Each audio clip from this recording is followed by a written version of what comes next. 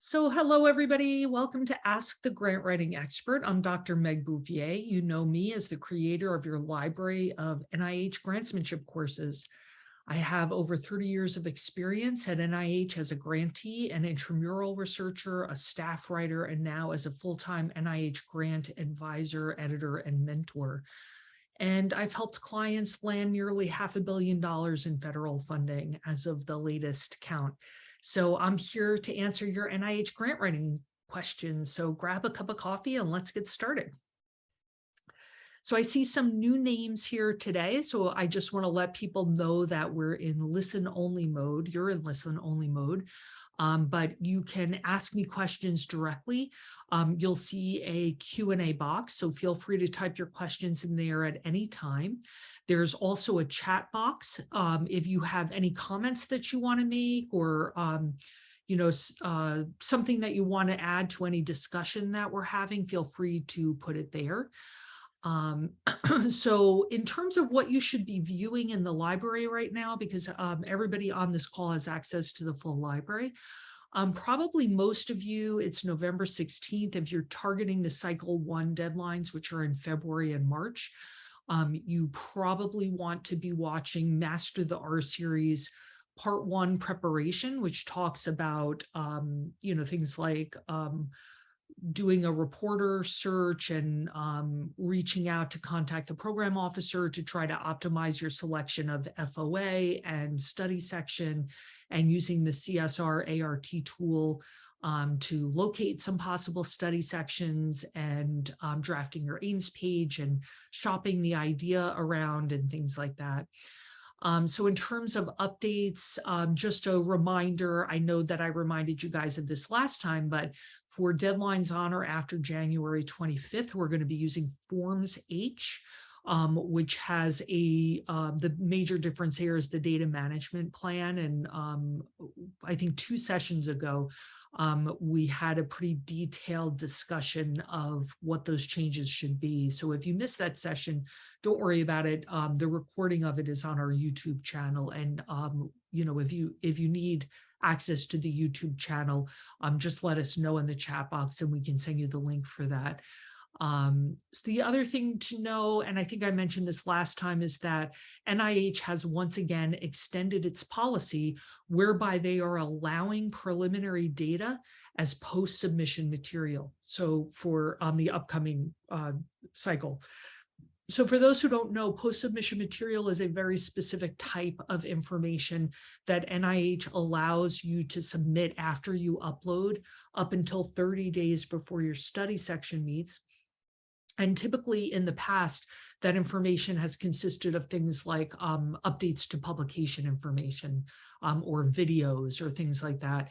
So during the pandemic, NIH has actually allowed preliminary data as post-submission material, as an allowable post-submission material. And they've announced early, thank goodness, that they will once again be allowing this on the upcoming cycle. So if you're targeting a deadline in February or March, that's something to keep in mind. So for example, if you're worried that you won't have enough publications to be reviewed, next summer, you may be able to squeeze in some preliminary data in that post-submission material deadline. So just a disclaimer for those of you who are watching this as a recording in the future, things change very quickly at NIH. So whatever I say is true as of today. And today is November 16th, 2022. So if you're watching this in the future, just be sure that you verify information by either checking the NIH website or checking my courses. You're also welcome to subscribe to our newsletter, which gives you a lot of updated information. So let's move on to our tutorial for today. So I'm just going to share my screen.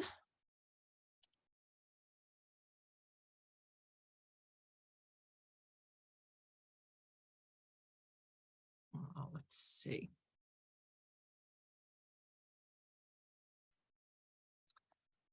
Okay, so hopefully people can see that I just have a Google page open here. So today's tutorial is, what is the Early Career Reviewer Program? I'm always surprised at how few grantees seem to know about this wonderful program, and it's really something that you should avail yourself of if you are in the early stages of your career. So let's talk a little bit about what this program is and why it's been, and who is eligible and why it's beneficial to you. But as we're talking, feel free to type your questions into the Q&A box. And I see that things are coming in already, which is great.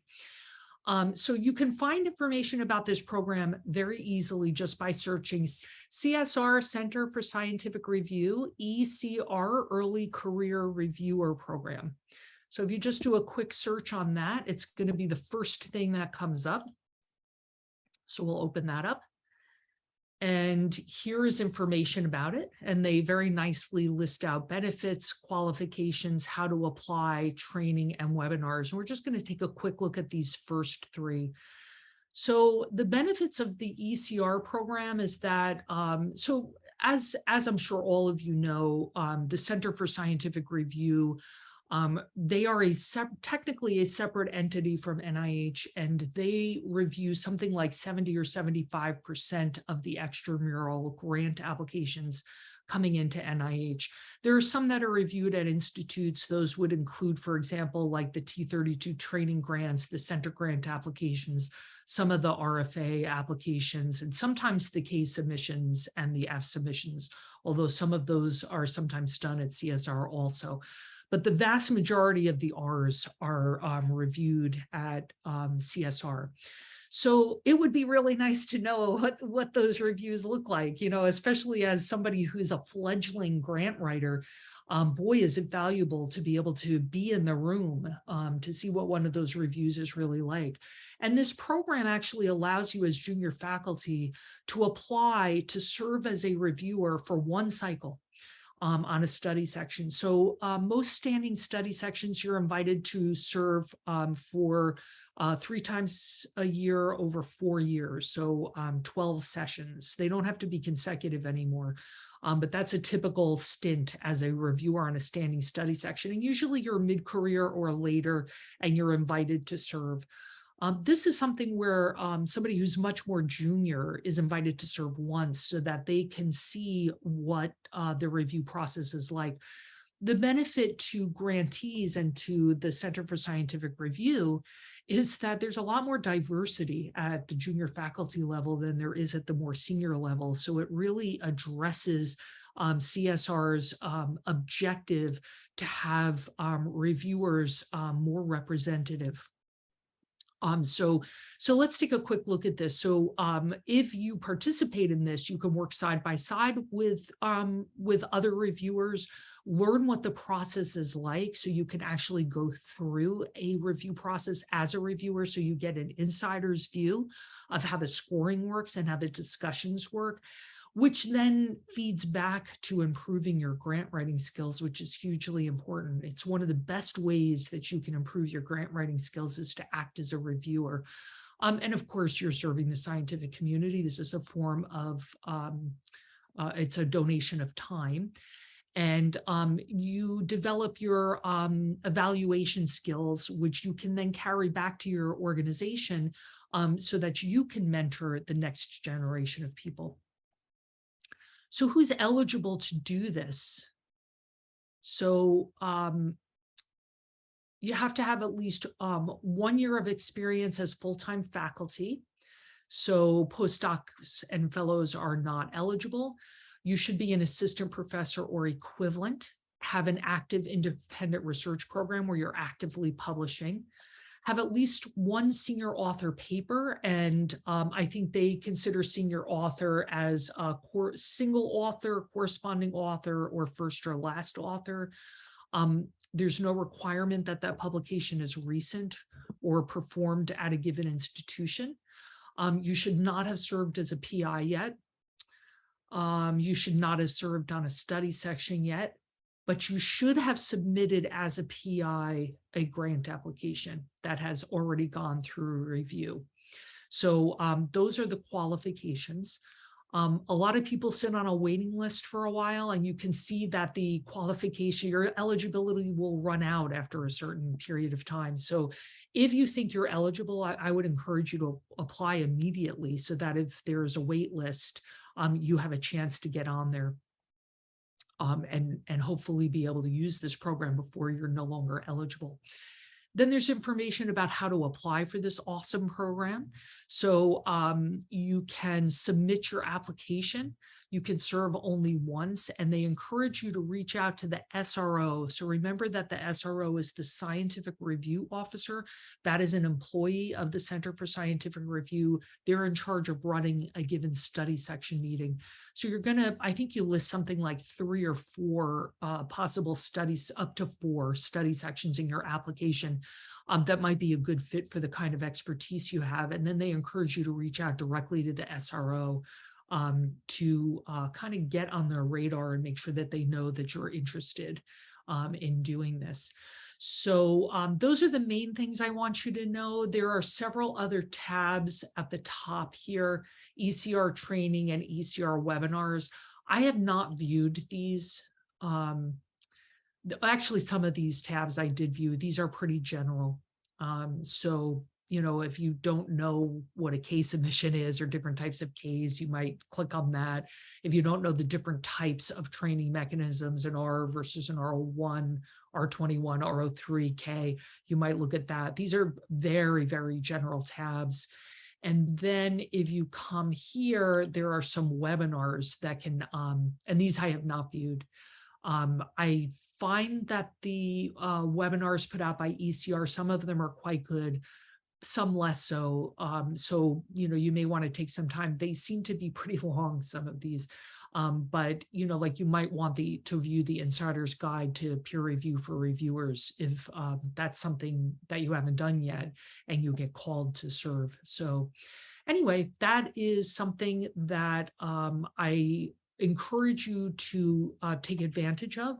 I also want to point out that if you are writing a case submission, you might want to mention that as part of your training plan when you talk about in the career, in the candidate background section, when you get to that third part where you really describe in detail what your plan is for training, you might want to mention that you have already applied for the ECR program or plan to as part of grantsmanship training.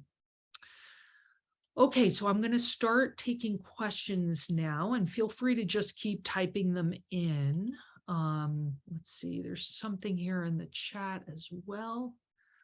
Okay, so the first question is, so if you were a PI on a K01 grant and you are not eligible for the early career reviewer program, or is it just if you have not been a PI of an R01 grant? I think it's for an R01.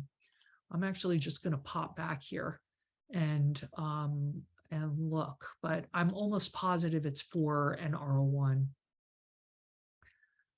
You have not held an R01 or R01 equivalent like R35, R37, RF1, R23, R21, DP1, DP2, DP5, U01, R01. So you're fine. If you've been a PI on a K01, you're still eligible to participate in this early career reviewer program. So you should have no problem with that.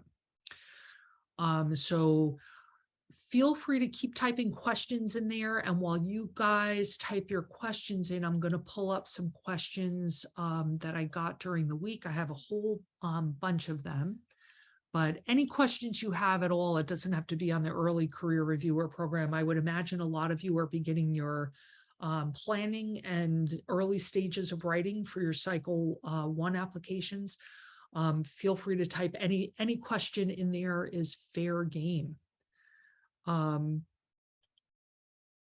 Let's take a couple of human subjects questions.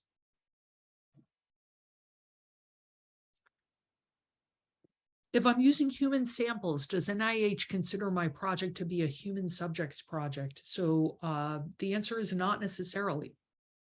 So this is a question that I probably get half a dozen times a week when we're in the thick of writing. So you might be working with human subjects, and NIH may or may not consider it a human subjects project. So it gets a little complicated in terms of the definition. NIH's definition of a clinical trial, at least, is that it is you're working with human subjects who you're recruiting and prospectively assigning to an arm of a trial to test a health-related intervention. But then there's that gray area for all the people who are working with human subjects where there isn't an intervention. So is it a human subjects non-clinical trial, or is it not human subjects? And the answer to that question usually hinges on whether or not anyone on the team can identify the information you have about the human subject. So let's say you're working with samples in a biorepository or data, from a patient population. So, like you're not prospectively assigning them to an arm of an intervention to look at a health-related intervention, but is it human subjects or isn't it? So the question really is, can anyone on your team, even if it's de-identified, is it possible for anyone on your team to re-identify the personal health information of the person involved in that, the person who donated the sample or whose data they are? And if the answer is no, then it may very well not be a human subjects project. And there are actually infographics. Let me see if I can pull one up. NIH, is it a human subjects project? Let's see.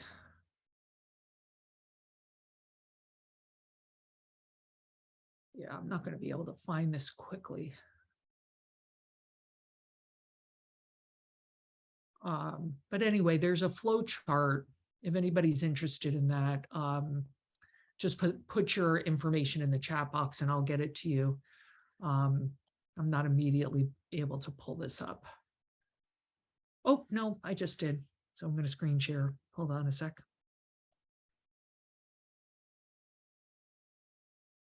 Okay, so are you guys seeing a definition of human subjects research? That should be coming up for you guys now. So there are, for these gray area circumstances, there are decision tools, and the ones that I use the most are these two, and in particular, this one, the biospecimen flow chart.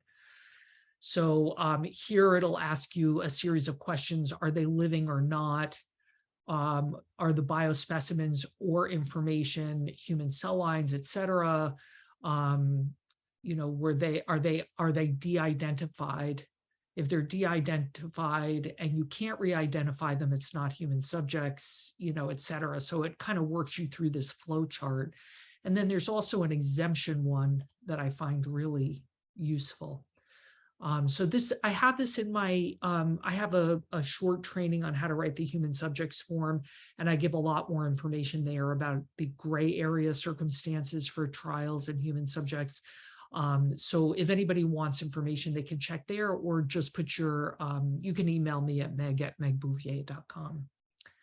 So, okay, I'm going to stop sharing my screen there and move on to another question. And as I look for other questions that I got, feel free to put more questions in the chat box. This is a question about where to write up your preliminary data. So this is a question I got this week. If you already had preliminary studies included in the previous sections, and I'm assuming that this person means, for example, in the significance section, do you still include them in the approach section for each aim? So where the real question is, where do you describe your preliminary data in an NIH grant application? And there are three potential places where you could describe them. One is in the significance section, because recall that there's a rigor scoring criteria called rigor of prior research. And you may be discussing the rigor of your own research there as well as research of other people.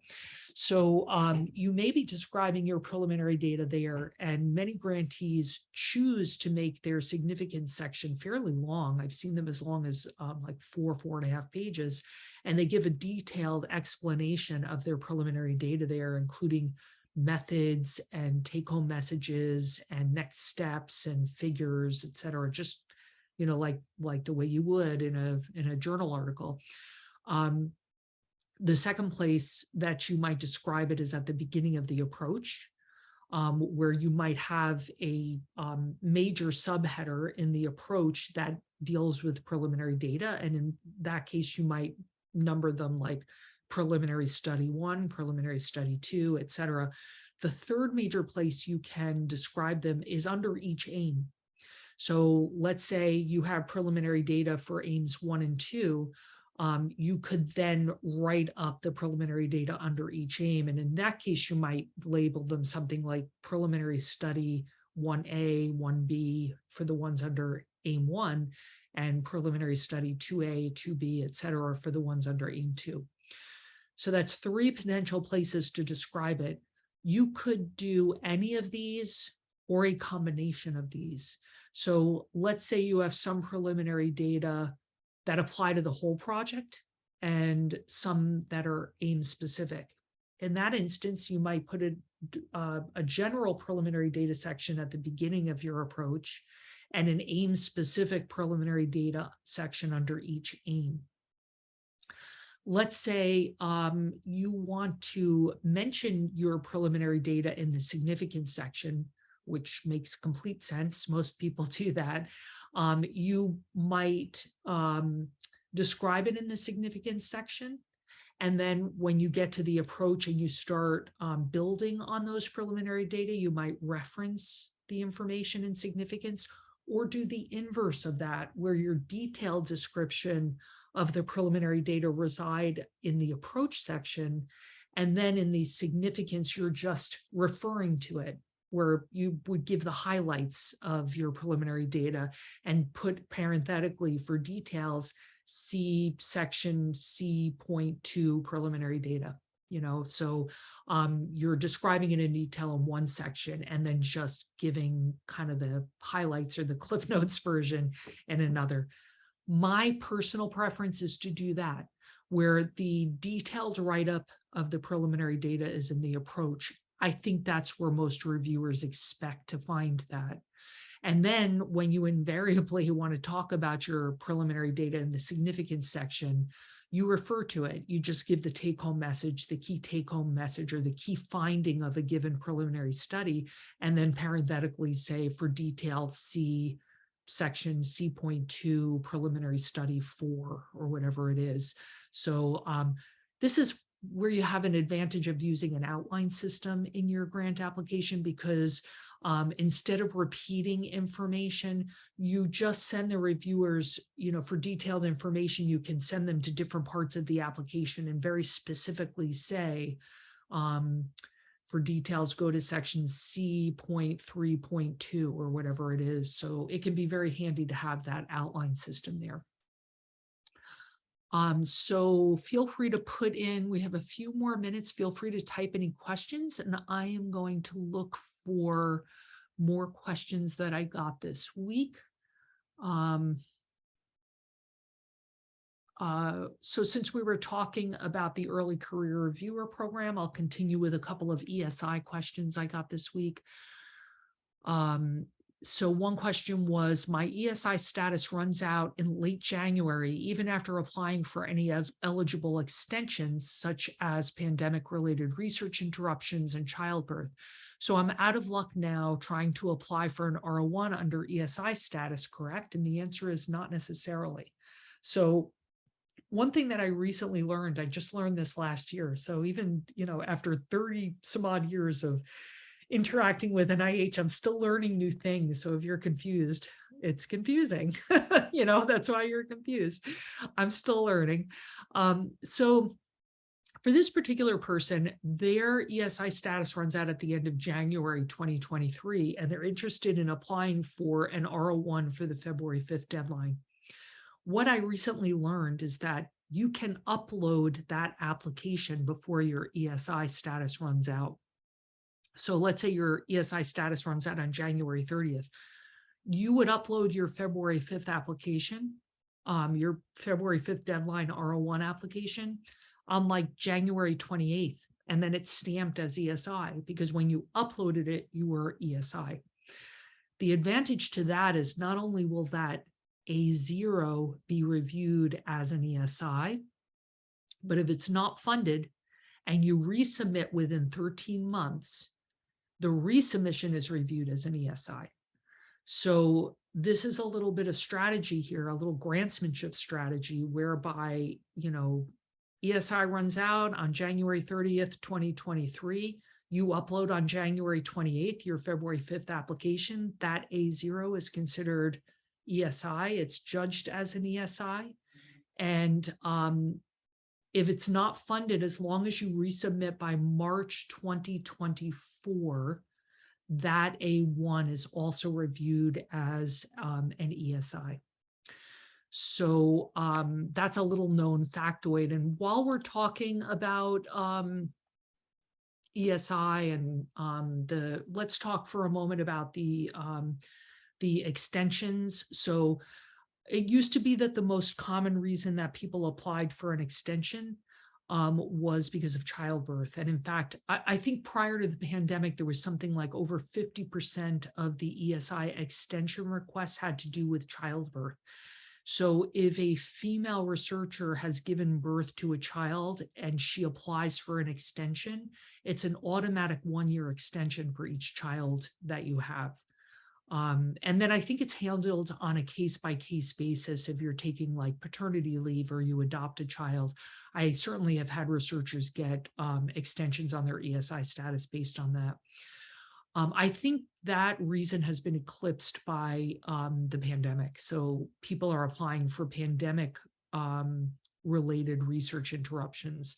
And what you want to do there is be as specific as possible about the time lost.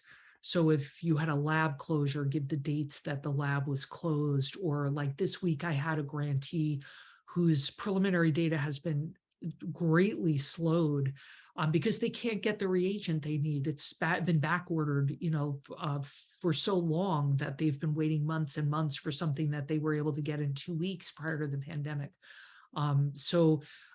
They were able to give very specific dates. Like prior to the pandemic, we could get it in 2 weeks. Now it's taking us 6 months to get it. We've lost 6 months. So he's applying for the extension based on that. So typically what NIH requests you to do, it takes some time for them to process the application. So you definitely want to apply for an extension while you have your ESI status, but months before it expires. So I usually suggest that people start thinking about putting in their extension application, their ESI extension application, about 6 months before expiration. And not before that and not after. Not before because, you might land your R01 and then you don't need the extension, so why bother? Or you might have additional reasons for an extension in the interim. So, you might as well wait. But not too much after, because it can take months to get the extension processed. So, and you definitely want to be applying while your ESI status is active. So, any other questions? We're about at time right now. I know that we are heading into the holidays, so I want to make sure that people are really thinking through their timing as far as getting their applications written. We lose time over Thanksgiving. Many people take time off at the end of the year for New Year's and other holidays. So build all of that into your timeline when you're thinking about not just your own writing, but your ability to get feedback from program officers and co-investigators and mentors. So back your timeline up and add several weeks onto your timeline so that you're not, frantic come late January. So that's one thing that I always kind of caution people, as we're heading into the cycle twos. The other thing is that for people who had applications that were already reviewed, your award information may be delayed. So you may get a delay on your notice of award. I'm getting a lot of emails about that right now. Even from people who have scored second, third, fourth percentile on their R01s, their notice of award is being held up because NIH doesn't have, Congress hasn't passed a funding bill for health and human services yet. So NIH doesn't have a firm budget number for FY23, which in theory began on October 1st. So if you scored really well or even on the borderline in a past application and you don't have your notice of award yet, just sit tight. Everybody's kind of waiting for that funding bill to come. That hopefully will be coming pretty soon. So fingers crossed. So other than that, that's everything that we have for today. We're out of time. Again, if you want more information, feel free to check out recordings of our past sessions on our YouTube channel.